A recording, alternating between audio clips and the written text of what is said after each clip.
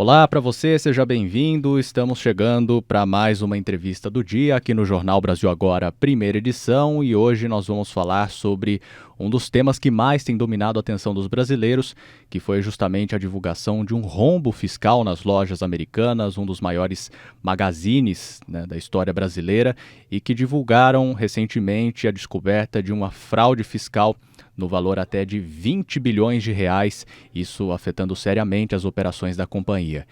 E neste momento surgem inclusive as incertezas por parte dos consumidores que se perguntam o que será o futuro dessa empresa. Muita gente que tem compras feitas com as lojas americanas e se perguntam se existe algum risco de prejuízo em todo esse episódio.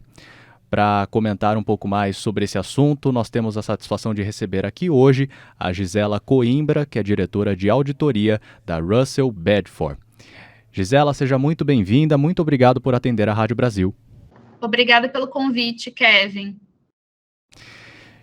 Gisela, para a gente começar, eu acho que a pergunta que muita gente se faz, né? As lojas americanas correm risco de falência com base nessas informações que foram divulgadas pelo Conselho Administrativo da empresa, né? Como é que é a situação das lojas americanas depois da divulgação desse rombo fiscal? O principal risco das lojas americanas tem envolvido, basicamente, não só esse suposto rombo de 20 bilhões e que veio aí uma nova notificação em que seria 40 bilhões, mas principalmente o risco de imagem, né, que é o que tem bastante afetado, principalmente gerando preocupações para investidores, consumidores e, principalmente, se a Americanas ela vai falir ou não. Num primeiro momento, quais os recursos que a administração da companhia tem? Exatamente optar, né, pela recuperação judicial, porque uma empresa com a quantidade de anos que ela tem de mercado, ela tem subsídios, ela tem nome no mercado ainda que suportaria uma recuperação judicial para minimizar o risco de falência. Mas o risco, obviamente, existe caso essa manobra para uma futura recuperação judicial ela não seja favorável e ela não consiga recuperar a confiança do mercado e dos seus consumidores. Mas, de fato, há um risco. Acredito eu, pela experiência de mercado, que não seja tão grande. A gente ainda tem, né, históricos de outras empresas que, com uma recuperação judicial e a recuperação da credibilidade de mercado e consumidores, eles conseguiram se reerguer no processo. A gente consegue fazer um apanhado aqui para a nossa audiência, o que exatamente, do que se trata essa fraude que foi divulgada pelas lojas americanas? E aí eu já aproveito para enganchar uma segunda pergunta, né? Somente um aporte financeiro de um valor igual ao tamanho desse rombo seria a solução para a crise das lojas americanas nesse caso, Gisela? A questão, né, para mim que sou técnica, usar o termo fraude é bastante complexo, porque, na verdade, uma inconsistência, como foi divulgado, né, no fato relevante, que ainda não se tem a apuração devida sobre o que, de fato, aconteceu dentro das lojas americanas, né, em função da alta administração, da equipe contábil, o técnico, ele avalia duas possibilidades básicas que possam ter acontecido. Erro, e aí ele não é intencional, tá? E a fraude, de fato, né, aconteceu de má fé perpetrada pela alta administração. Então, nesse sentido, com a queda de valor de mercado, as ações caíram consideravelmente, né, tendo um pico antes desse comunicado de R$ 12 o valor da ação e cair para R$ 2 atualmente, é bastante significativo e faz com que as lojas americanas necessitem, de fato, de um aporte financeiro para corroborar sua necessidade de caixa, que pode atualmente não ser um problema, mas poderá vir a ser pela falta de credibilidade que passou o mercado. Então, a consequência disso é que o consumidor ele perca a confiança de que as lojas americanas vá cumprir os seus compromissos de entrega, que haja algum outro tipo de risco, que para um mercado leigo né, que não tenha o total conhecimento do Código de Defesa do Consumidor e de que forma vai conseguir acionar isso, né, fica mais complicado. Então, hoje ela pode conseguir responder, mas daqui a alguns dias não, a depender do nível de confiança e se ela não conseguir reverter esse quadro com um aporte financeiro que com certeza vai ser necessário para que dê um fôlego para que a Lojas Americanas ela melhore a sua imagem perante o mercado. Então, como você já mencionava aqui nessa resposta, né, o lado do consumidor. Na sua avaliação, e a gente pode, inclusive, detalhar isso mais adiante, mas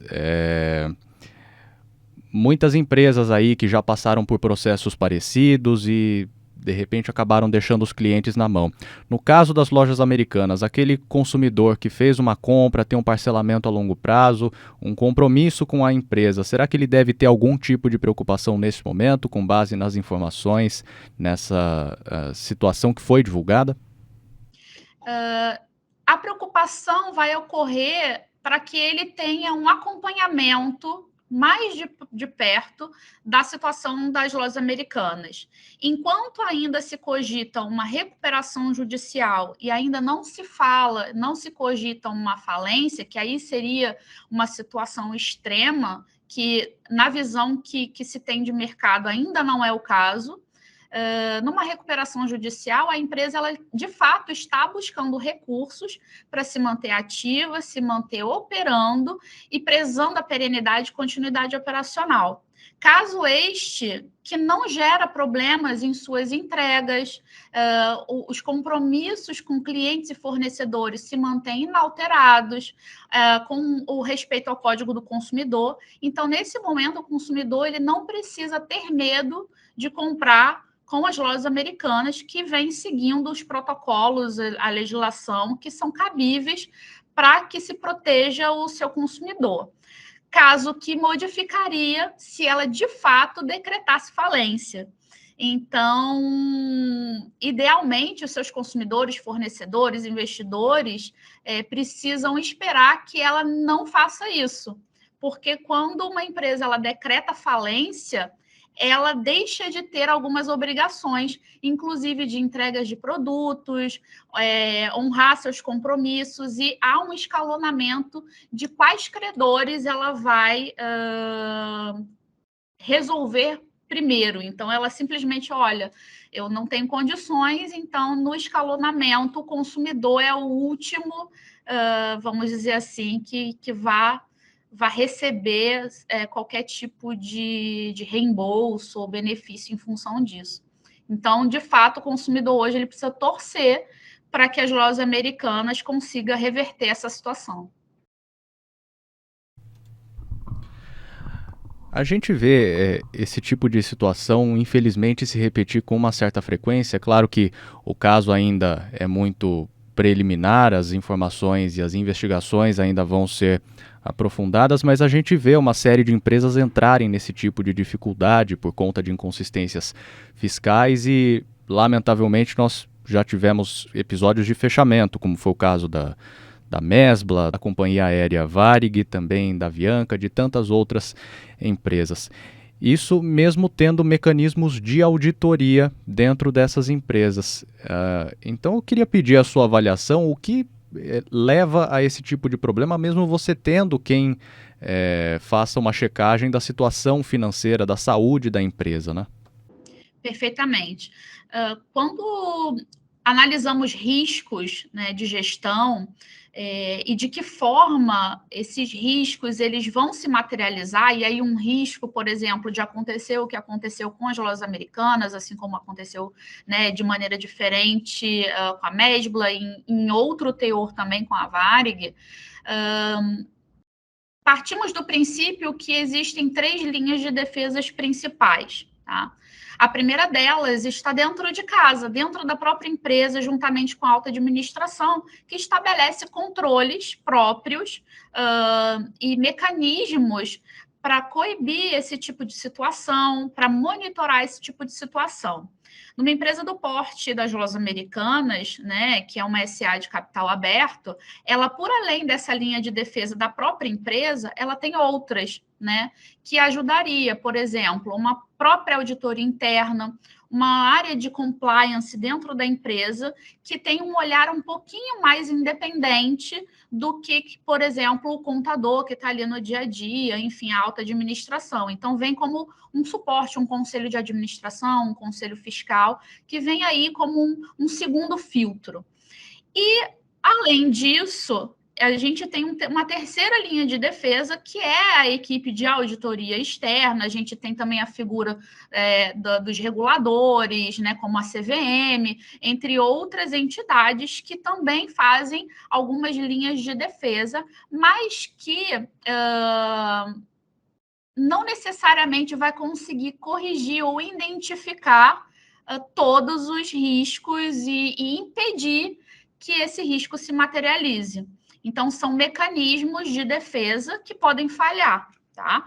Mas a ideia é que, materialmente falando, né, a auditoria externa independente, ela tenha meios de diminuir esse risco, senão não haveria explicação para se contratar uma auditoria externa, né, que vem com um olhar mais independente. Mas uma fraude, por exemplo, né, não faria parte do escopo de uma auditoria externa independente normal, como é a que se vê dentro desse cenário, porque apesar de existirem mecanismos e procedimentos que o auditor aplica para mitigar esse risco de fraude e erro, não é só fraude, erro também entra nessa seara, ele não é um auditor forense, que é exatamente um auditor específico para detectar, identificar e apurar fraudes, né, e erros específicos dentro daquela empresa. Então, tudo vai depender do escopo do trabalho do auditor. Nesse caso em específico, mesmo aplicando procedimentos que mitigassem esse risco, esse risco, de fato, ele se materializou no caso das Lojas Americanas. Trazendo aqui como curiosidade, né, um episódio como esse, claro, a partir do momento em que as investigações forem avançando, forem efetivamente concluídas, ele pode se desdobrar num caso criminal, judicial, policial? A depender do teor das investigações e obviamente, configurada má-fé, envolvendo a alta administração, enfim, os envolvidos em relação ao que de fato aconteceu e por que chegou nesse aspecto, pode levar, sim, a algum nível de acionamento de responsabilidade civil, corporativa, e aí seria prematuro eu te falar se envolveria uma questão, vamos dizer assim, penal, tá? Até por não ter, assim, maiores detalhes sobre essa investigação, mas configurada a má-fé, provavelmente a responsabilidade desses administradores vai ser colocada em xeque e provavelmente serão punidos por isso. Para a gente encerrar aqui a nossa conversa, do ponto de vista da regulação do mercado financeiro, porque existe esse trabalho de auditoria, que é privado, contratado pelas empresas, mas você até citava a CVM, Comissão de Valores Mobiliários, numa das respostas anteriores. Eu queria pedir a sua análise, na sua opinião, a estrutura que nós temos hoje de verificação da idoneidade das atividades financeiras no Brasil, ela é suficiente? Existe algo que poderia ser aprimorado? A CVM ela é um dos órgãos reguladores de maior presteza existentes no mercado, né? Ela tem um envolvimento bastante significativo. Obviamente que ela não tem ferramental para atender todas as questões e tem os prazos, obviamente, dela.